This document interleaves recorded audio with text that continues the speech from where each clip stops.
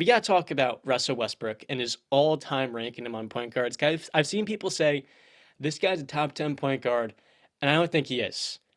I went through the rankings yesterday. We're about to debate, is Russell Westbrook a top 10 point guard? I'm going to give my list, then I'll have you guys give your list. But actually, Justin, before we got started on the show, I heard you say something that it boiled my blood. I want you to give your top 10 list first because I'm wrapping up. I'm ramping up. Okay, so before I get going, I didn't rank them in order of one, two, three, four, all the way to 10. Okay. But I just threw my point guards that I consider to be top 10 point guards. So I have Magic, I have Steph, I have the Big O, John Stockton, showing love to the Knicks, a Clyde Frazier, Steve Nash, Jason Kidd, Chris Paul, and I had Russell Westbrook on it. Wow. I Whoa, did have wait, hold on. There's Wow. somebody missing from that list. Whoa. That's Jerry. That Oh my you goodness. don't have Isaiah Thomas on your I top did not, and 10? you know what? I'm sorry, it completely passed my mind. But okay, I could throw him up. Like I said, it's a seesaw. You can go either way. Yeah, Isaiah Thomas is an elite point guard. I'll give you that. But I just when I'm looking at Russ, why I say he's a top 10, I think his accolades and his stats kind of speak for themselves. He's the most athletic, I'd say the most explosive point guard that we've ever seen touch a basketball. And I It's up think there. over the last couple of years, I'd say maybe what 2, 3 years since he started to decline. Am I right? Uh, Roughly. Yeah. Roughly, right? about So 3 to 4 years, I would say more. so on this decline, we've seen some MVP flashes, and then we've also seen some what the hell are you doing, Russ? Like we've seen a lot, but like you mentioned earlier, John, 8 and 9 year olds aren't gonna remember the Russ that was dominating the league just 5, 6 years ago. I think Russ is probably one of the most elite players to touch a basketball, and I just think we disrespect him because of everything that has been going on the last couple of years. So yeah, I do think he's a top 10, top 12 point guard, but for the sake of my list, I actually have him at 10. Brand, before you go, I want to say something. How I rank players, the most important thing is we got to stack these guys up to their contemporaries. If we don't, the newest model of a player is always going to be better than the previous one. So for me, it's all about what did you do in your era? How did you change basketball? What is the NBA without you? Is the story, is it going to be told without you if we just take you and we delete you from the file? And last but not least, do they make their team and their teammates better? Are they easy to work with? And do they open the floor? Do they create plays? We're talking about point guards. It's all about making your group better. Brandon, do you want to go with your top 10 first? Because you had a stronger reaction than me.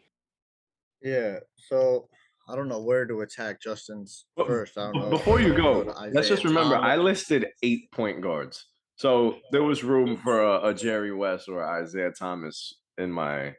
ranking. Well, okay, okay. So Before I get the axe. I'll just give you my top 10 real quick. This is in order. So from 1 to 10.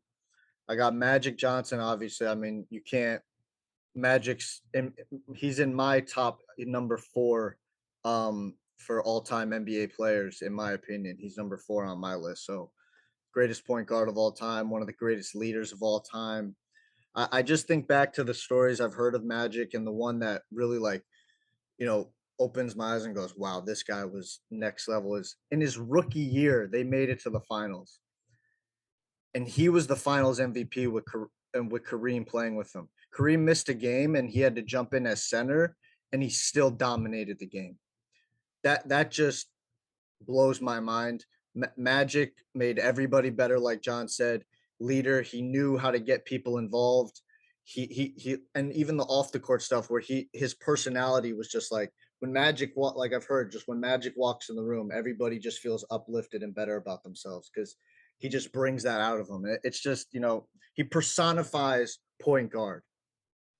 Number 2, I got to give it to him, Steph Curry.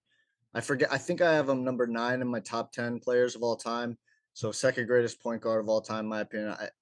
Not much to really speak. I mean, greatest shooter of all time, greatest 3-point shooter of all time, one of the greatest free throw shooters of all time, revolutionized the NBA. What can you not say about Steph Curry? Number 3, I got Isaiah Thomas from the Detroit Bad Boy Pistons. Yeah, I just when I hear the stories about Isaiah Thomas, another one that I go back to is hearing about him score 25 in the third quarter of the game 6 of the NBA Finals in 1988 with a high ankle sprain. And I think I've heard some sports guys talk about sports media guys talk about it who were like in the locker room after that game. And I feel like they've said, I think that this was the game where Isaiah Thomas's ankle was like a freaking cantaloupe. It was just insanely bad.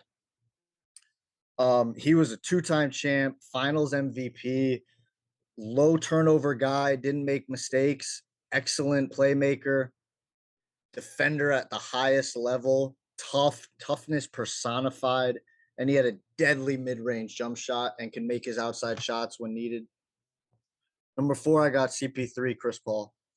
This is just if it wasn't for Magic Johnson, who kind of changed the game and revolutionized being a 6'9" point guard, like those don't come around every freaking Christmas. Chris Paul is like the guy you look to and say, "Wow, this is a pure point guard." That's why his nickname is Point God. This guy is just special. Defense, pitbull. He could do it all. Playmaking, leadership, and we've seen, just to touch on, like we've seen from you go from when he leaves the Clippers and goes to Houston, the first year there, they come within a game of beating the Big Four Warriors in Houston. He goes down. If he doesn't go down, we might be having a different discussion, and the history of the NBA might have been changed with KD and the Warriors become failures that year, and Houston beats them. Then he goes to they go again with Houston. They don't do as well in the play. I think they make the second round and get bounced. Then he gets shipped off to OKC for Westbrook, and nobody, and I mean nobody, expected him to do what he did with OKC. They all thought lottery team. They're getting a lottery pick. They're going to be one of the worst teams in the NBA. And then guess what? He makes it to the playoffs. And not only does he make it to the playoffs, but he goes against that Houston team that he was just traded against and takes them 7 games with that OKC team. Westbrook wouldn't have been able to do that if the roles were reversed. Then he goes to the Suns and makes it to the finals their first year, goes 6 games with the Bucks. That was just, I mean, that was more just about Giannis, in my opinion, because that was Giannis's coronation, as Giannis has arrived now. Like this, he's got next, if not now.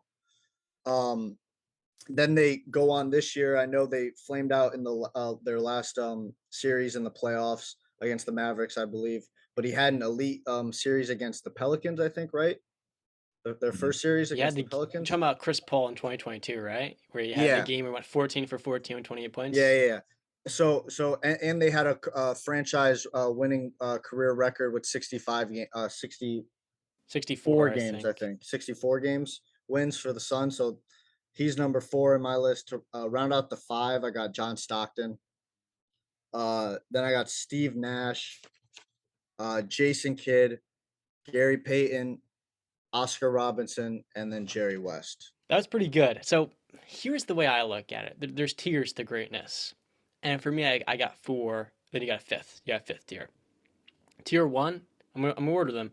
Number 1's Magic. Number 2, Steph. I think Steph, by the end of his career as a 3-time champ and 2-time MVP, if he gets one more Finals MVP in there, he's only one shy of Magic, and he'll have just one less title. And when you look at how Magic saved the NBA, that's his unique calling card. With Steph, it's how he revolutionized basketball. 9, 10 years ago, when a kid stepped into an open gym, 10-year-old, they're taking 15-foot jumpers. Now they're stepping out beyond the three-point line. There's a reason for that. It's basically screwed with the way, almost in a way, that we kind of develop these kids, how great a player Steph Curry is. Not only the best shooter, but the greatest player to an individual franchise. The Warriors were bottom feeder, and a decade later, they're one of the greatest dynasties in sports history. Mhm. And no matter what the parts were around Steph, they didn't need a star hunt. They got Kevin Durant, and guess what? It didn't matter. They could still win without him. 2 with him, 2 without. But those titles don't matter. It doesn't matter with Steph. He's just one of one. That's my first tier. Second tier, I got Jerry West at number 3. I'll give my diatribe afterwards. Number 4, I got CP3. Number 5, I have Oscar Robertson, and it was tough. Number 6, at the end of this, I got Isaiah Thomas. Those 4 players are all in the same group. Then we get to the third tier. I have Steve Nash, number 7, John Stockton, number 8. I messed that up. I have Gary Payton at number 8 and John Stockton at 9. I forgot Gary. We're going to talk about him. And number 10, I got Jason Kidd. Right outside of that, there's Russ, Bob Cousy, Walt Frazier, your boy, Chauncey Billups, Finals MVP, Dame Lillard, Dennis Johnson, Sidney Moncrief, Kevin Johnson, blah, blah, blah. I made a mistake in there. I think Gary Payton all time is greater than John Stockton. And when you look at it, I think Gary is honestly the most underrated NBA legend. This is the best defensive guard in my opinion, I would say of all time. He won Defensive Player of the Year. It didn't happen until Marcus Smart this last season, but the difference was Gary was the defense. There was Nate McMillan and other all-time defenders in there, but look at that Celtics defense and Marcus Smart. They were literally complete. They were whole. Gary Payton was giving MJ trouble in the finals. And at the same time, he was averaging 20-8 in the regular season and 20-6 in the postseason. He could give you a bucket. He was one of the best playmakers in the game. And the thing was, he stuck around long enough to be a mentor on that Miami team as the oldest player in that group in 2006. Sure, well removed from his prime, but he was big time. The leadership, the respect. Respect matters. If players don't respect you, how are you an all-time top 10 player to me?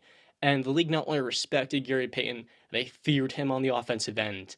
That, to me, is what makes you special. That is his defining characteristic. And that's why I got him above John Stockton.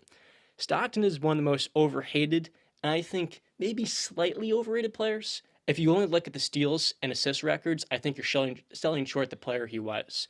He has all-time longevity. I mean, you talk about 13 years, a total of 4 missed games. That's why he has all those records. He was an all-time off-ball defender, and he built, in my opinion, the best pick-and-roll duo ever with Karl Malone. I mean, that is his case. He never was an MVP candidate, which is why I have Steve Nash, who finished top 2 3 times ahead of him. That is insane.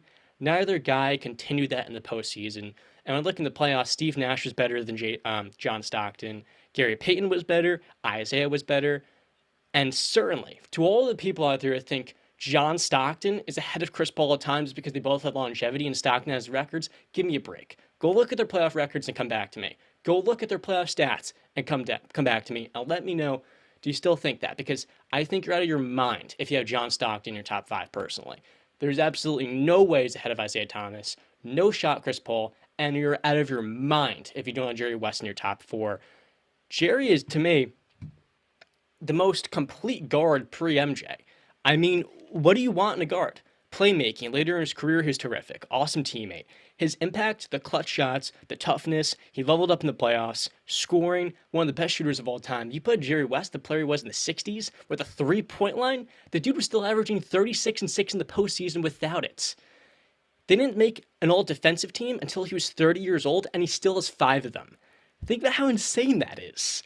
And sure, he made it to the finals 9 times, and he's 1 of 8 there. He ran into the greatest defense of all time 6 times.